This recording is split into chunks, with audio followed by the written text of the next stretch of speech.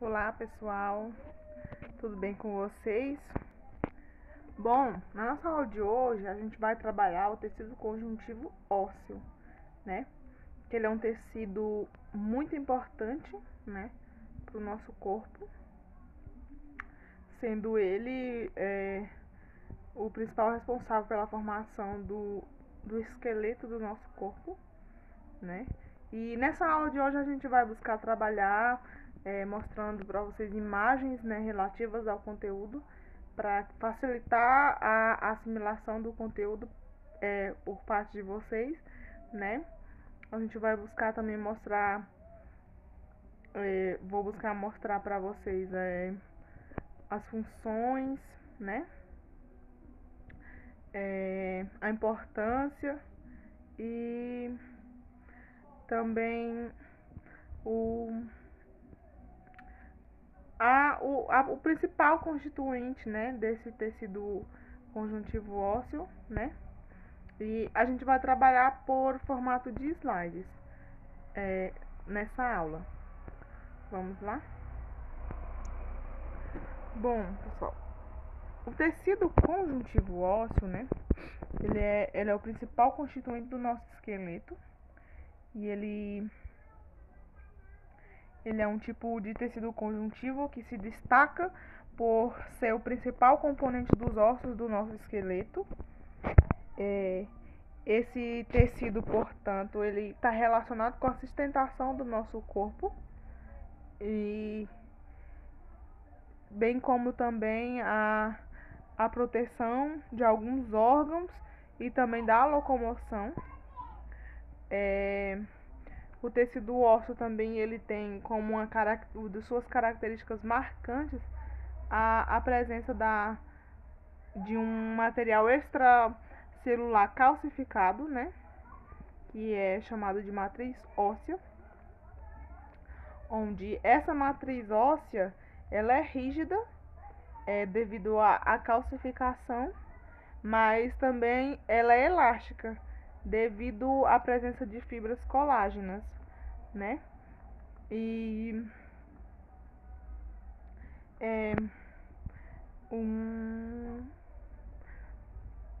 como eu já havia falado para vocês, que o tecido conjuntivo ósseo ele tem função de proteção de alguns órgãos, né? Como por exemplo na caixa torácica, né? Que é essa região das costelas aí, ela tem função de proteger alguns órgãos, como por exemplo o coração, né? Que é um órgão bem sensível, né? E ele fica dentro nessa região aí protegido. Tem também a caixa craniana, né? Que protege o cérebro, né? Que é um outro órgão bem sensível, né? E ele é protegido por esse osso, né? Os ossos cranianos. E tem também o canal raquiano, que protege a raque, né? E algumas das funções desse tecido conjuntivo ósseo é a produção de células sanguíneas, né? Armazenamento também de triglicerídeos na medula óssea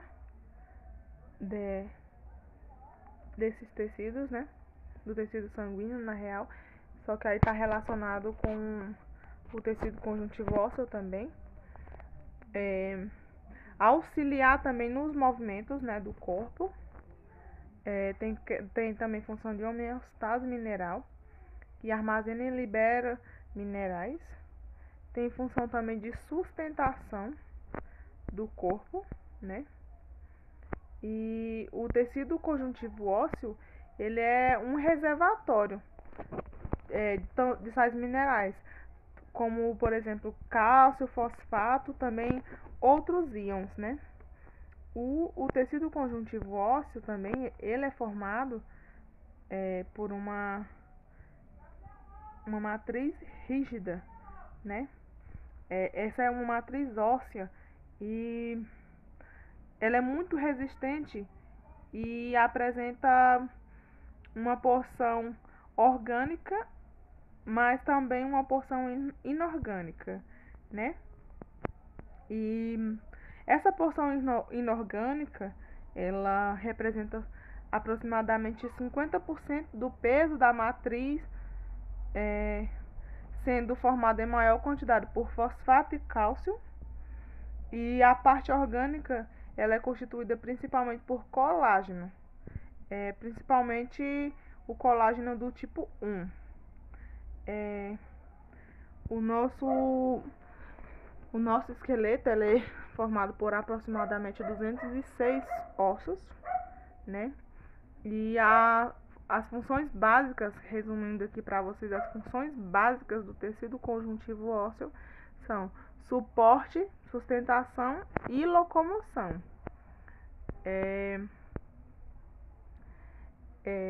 O osso, né? Ele é identificado por algumas nomenclaturas, né? Como, por exemplo, a diáfise, né? E essa região mediana aqui do osso, né? Ele vem do grego diáfisis, e que significa crescimento intercalar. Então, a diáfise é essa região mediana aqui do osso, né? A epífise é essa região da ponta, né, dos ossos. E ele é uma palavra que vem do grego epífisis, que significa crescimento sobre, né? A gente tem ainda também a metáfise, né? Que é essa região mais próxima ali dessa curvatura entre a diáfise e a epífise, né? E ela vem do grego, que significa mudança, do grego meta, que significa mudança, né? A gente tem ainda também a cartilagem epifisal, que ela faz o revestimento das epífises, né? Faz o revestimento dessa parte da ponta, né? Digamos assim, dos ossos, né? Temos também o periósteo, né? Que ele vem do grego peri, que significa em torno de, né? Que é essa região mais quase que mediana, né? E a gente tem também a cavidade medular, que significa que ela é a parte central da estrutura, né? A parte do meio desse osso, né? De dentro, né? E temos também a medula óssea, né? Onde ela pode ser tanto a medula óssea vermelha, onde se formam as células sanguíneas, ou medula óssea amarela, que ela é constituída de tecido adiposo. E temos ainda também o endósteo, que é essa parte de dentro dos ossos.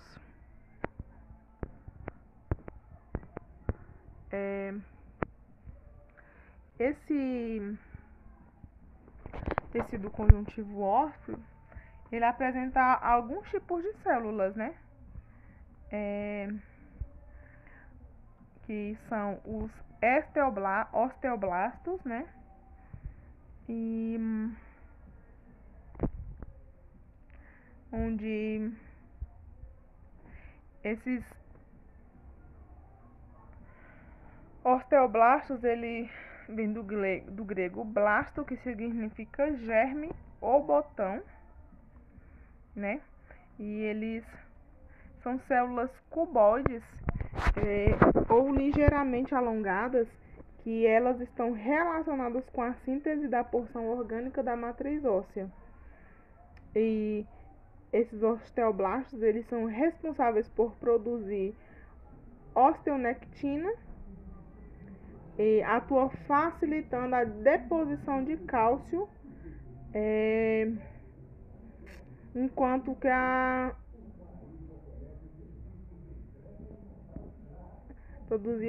ele produz osteonectina e neocalcina, onde a osteonectina ela atua facilitando a deposição de cálcio, e a osteocalcina ela está envolvida com o controle do processo de mineração dos ossos, né?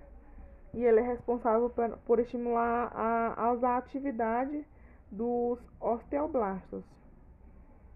Quando um osteoblasto ele fica preso na lacuna após a síntese da matriz óssea, ele passa a ser chamado de osteócito, né? A gente tem também os osteoclastos, né? Que esses osteoclastos ele vem do grego romper, quebrar, né? E ele se destaca por ser grande e apresentarem vários núcleos, serem muito ramificados, né? Imóveis, e essas células elas estão relacionadas à associação, estão associadas à reabsorção óssea, perdão.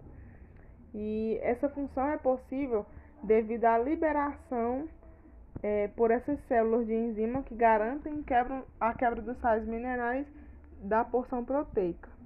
Os osteócitos eles estão relacionados com a manutenção da matriz óssea, apesar de não serem responsáveis por uma produção rápida da matriz, né? Esses osteócitos, elas são células achatadas com vários prolongamentos citoplasmáticos e que se destacam por serem do tipo celular mais abundante nesse tecido. Essas células também elas estão no interior da matriz óssea, mais precisamente no interior, né, dessas lacunas, e estando presentes em apenas uma célula por lacuna. A gente tem também os ósteos ou sistemas de Haver, que é a unidade do osso compacto, né? Temos os canais hervesianos, que são centrais e longitudinais ao osso, né? A gente tem os canais de Volkmann, que são os canais perfurantes. Tem as lacunas, né, que são as falhas, onde os osteócitos ficam dentro, né? Temos também a lamela concêntrica, que são anéis da matriz dura no ósteo. Nessa imagem aqui, né, a gente pode observar um osso, né? A estrutura de um osso, né? Mostrar aqui para vocês a matriz óssea, né? Onde que esses osteócitos eles ficam localizados, os osteoclastos, os osteoblastos, e por fora ele é revestido por colágeno, né? Pode-se observar também nessa imagem aqui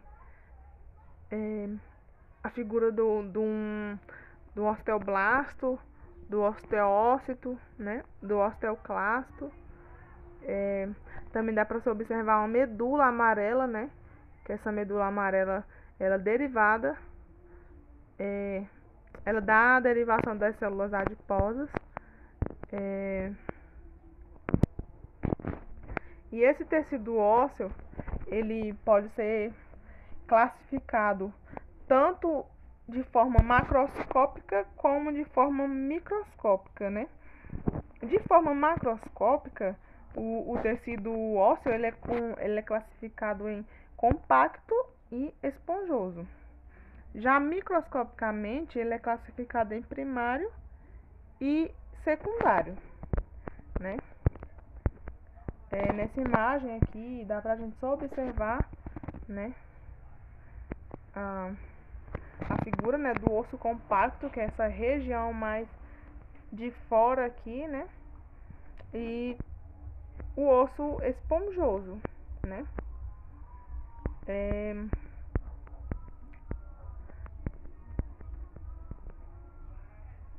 Os métodos de estudo, né, para analisar os ossos, né, como eu já tinha falado para vocês antes, o osso ele é composto 50% de modo orgânico e 50% mineralizada. E para se estudar é através de duas técnicas, que é o de desgaste e descalcificação. Para estudar de forma inorgânica, né, é por meio do desgaste. E para estudar a forma orgânica é a descalcificação, com ácido nítrico, ácido fórmico e ácido EDTA, né? A desmineralização, antes disso, nessa imagem aí, dá para vocês observarem aí uma imagem, né, do tecido, de um tecido ósseo, né, onde se observa aí a presença dos osteócitos, dos osteoclastos, numa figura microscópica, né, e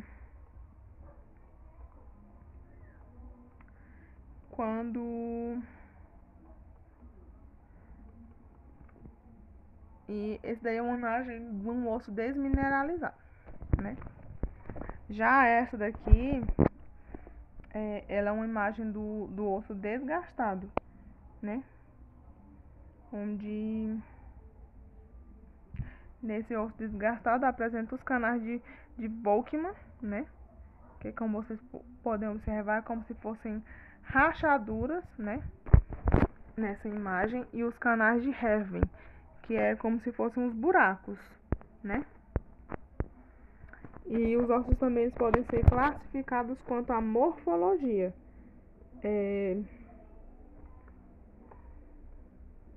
Quanto à morfologia, eles podem ser classificados em ossos longos, curtos e chatos, né? Os ossos longos, eles são compactos na diáfise e ossos esponjosos na epífise. Os ossos curtos, eles são ossos compactos na periferia e esponjoso no centro. E os ossos chatos, eles apresentam duas camadas compactas e no meio osso esponjoso formado a díploe. E quanto à morfologia,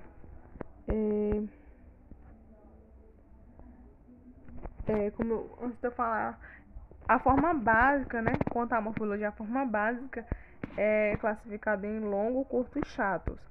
E a morfologia de forma secundária é classificada em alongados, pneumáticos e irregulares, né? Quanto à presença de cavidades, ele pode ser compacto, cortical, sem cavidades visíveis, esponjoso medular, com muitas cavidades intercomunicantes, e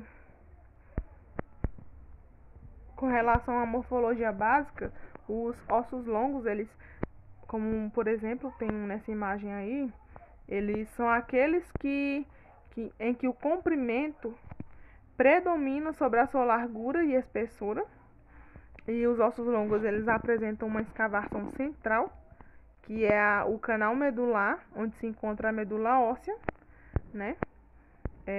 Temos aqui também uma imagem dos ossos curtos, né? Onde esses ossos curtos, eles apresentam as três dimensões que se equivalem, né? São ossos mais ou menos cúbicos, como por exemplo ossos do tarso.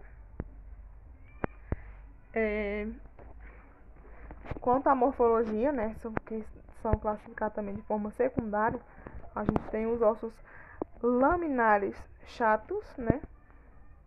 Que eles são ossos finos, em que o comprimento e a largura predominam sobre a espessura, como por exemplo o osso parental, né? Tem também os ossos alongados, que são os ossos longos, porém achatados e não apresentam um canal central, como por exemplo a gente tem as costelas, né? Temos também os ossos pneumáticos, né? Que eles são ossos ocos com cavidades cheias de ar e revestidas por mucosa, né? E apresentam pequeno peso em relação ao seu volume, como por exemplo o osso esfenoide, né? Os ossos irregulares também, né? A gente tem aqueles ossos que apresentam uma caracterização muito específica, né? Tem uma caracterização diferenciada, como por exemplo os ossos das vértebras, né? Bom, pessoal, a nossa aula de hoje foi isso, né? Eu espero que vocês tenham compreendido, né, o que eu quis repassar para vocês. E até a próxima aula. Tchau, tchau.